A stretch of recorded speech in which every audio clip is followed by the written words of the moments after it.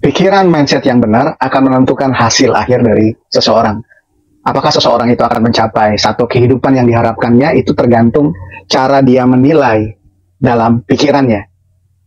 Firman Tuhan banyak berkata tentang hal tersebut, tetapi sadarkah kita sebagai orang Kristen bahwa pikiran adalah hal yang sangat menentukan di dalam kehidupan ini? Gua akan bahas ini, yuk kita lanjut. Dilanjut ya. Saya harap semua teman-teman dalam keadaan baik, senang bisa bertemu dengan teman-teman semuanya di sini. Kalau gue mengerti tentang mindset, sebelum gue mengalami gangguan kecemasan, pasti ceritanya beda. Tetapi gue harap teman-teman menangkap poin apa yang akan gue share ini. Jadi, dalam firman Tuhan, di Amsal 23 ayat 7, dikatakan, as a man think in his heart, so is he. Itu dalam terjemahan King James Version. Artinya, ketika orang berpikir tentang dirinya, itulah yang terjadi dalam kenyataan sehari-hari.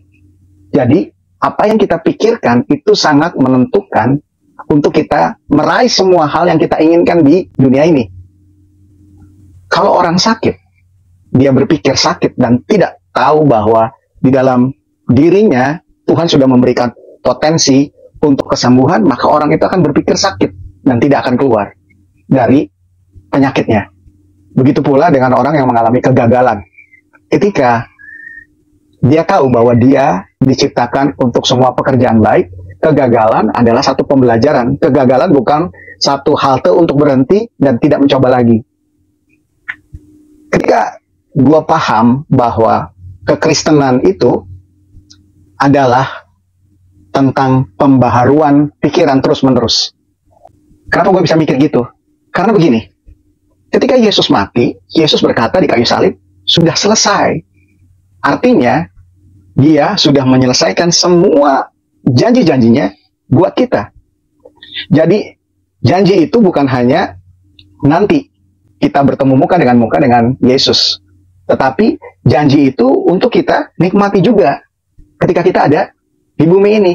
Apapun situasi teman-teman sekarang, ketika teman-teman dapat mengerti apa yang saya sampaikan ini, teman-teman pasti akan mulai bergerak ke arah itu. Imannya menjadi aktif, meresponi firman Tuhan yang saya akan share. Jadi, itu udah ada dalam Alkitab di Roma 12 ayat 2. Janganlah kamu menjadi serupa dengan dunia ini, tetapi berubahlah oleh pembaharuan budimu, sehingga kamu dapat membedakan mana kehendak Allah, apa yang baik, yang berkenan kepada Allah, dan yang sempurna. Jangan kamu menjadi serupa dengan dunia. Apa itu dunia? Dunia itu penuh dengan kekacauan. Dunia itu penuh dengan filsafat-filsafat yang kebanyakan bertentangan dengan firman Tuhan. Tetapi bagaimana kita bisa hidup di dunia ini penuh kemenangan? Yang pertama, karena Yesus beserta kita. Yang kedua, karena Yesus sudah menang, makanya kita juga menang.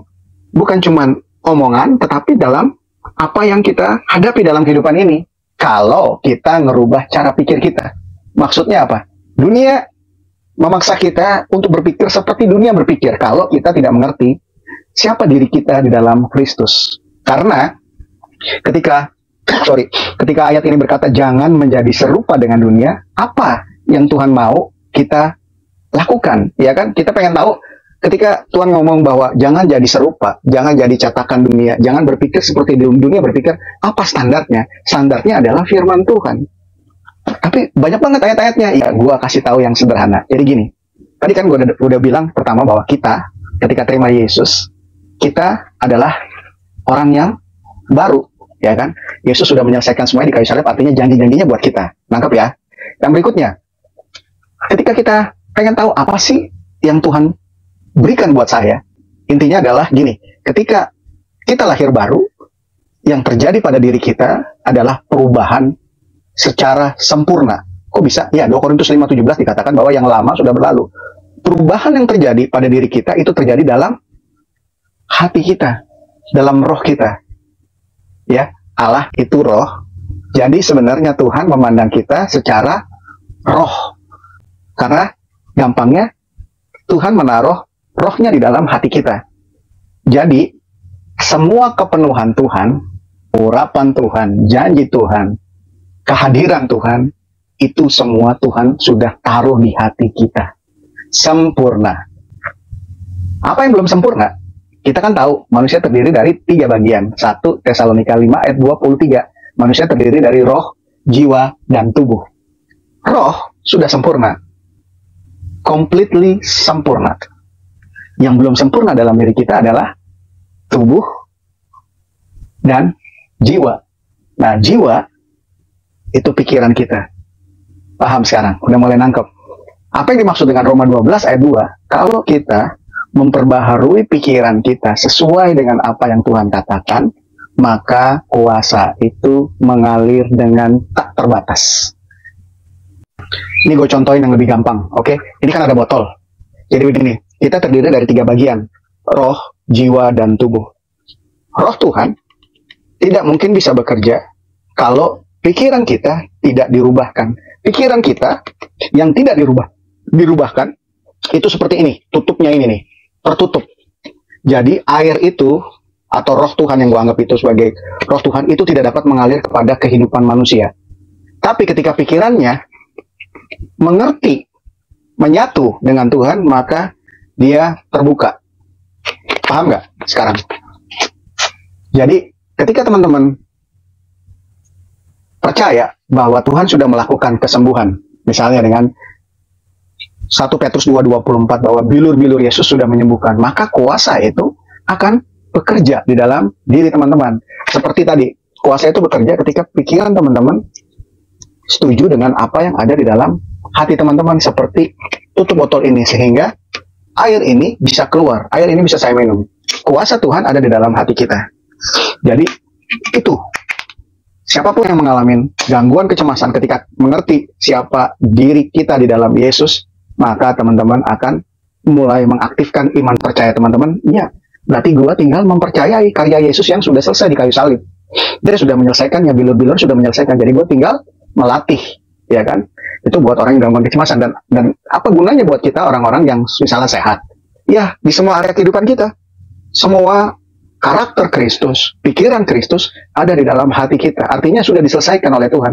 Ketika kita perlu kasih, kita tinggal bertindak sesuai dengan kasih. Jadi, ketika kita bertindak dengan mengasihi, kekuatan itu ada buat kita. Ketika kita perlu mengampuni, kita tinggal berkata pada diri kita, aku mengampuni dan akan membuat ini jadi. Itu akan terjadi. Kenapa? Karena kekuatannya sudah ada di dalam diri kita. Nah, kalau teman-teman ngerti hal ini, teman-teman pasti akan mengalami satu perubahan mindset di dalam kehidupan. Bahwa kita tidak lagi merengek kepada Tuhan minta sesuatu, karena kita tahu Dia sudah memberikan semuanya untuk hidup kita di dunia ini. Sudah mempersiapkan firman-Nya. Ketika kita mempercayai firman-Nya dan melakukannya sesuai dengan iman kita, merespon positif apa yang Tuhan berikan, maka kuasa itu akan mengalir. Maka teman-teman akan mengalami kesembuhan dari gangguan kecemasan. Teman-teman akan mulai melihat terobosan dalam finansial teman-teman. Teman-teman mulai melihat perubahan dalam pergaulan teman-teman. Dan semua hal yang indah yang terjadi. Gua harap semua teman-teman ngerti. Kalau belum ngerti, silahkan ditanya. Oke? God bless you.